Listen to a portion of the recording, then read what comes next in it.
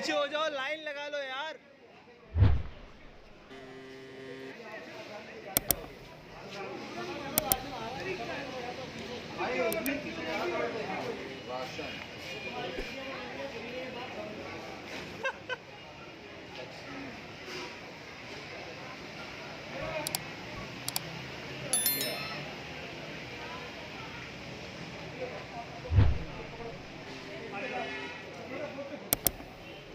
अस्सलाम वालेकुम everyone and I hope you all be well and I am Huzaifa Shah son of Zahid Shah और आज मैं मौजूद हूँ सैलानी वेलफेयर ट्रस्ट।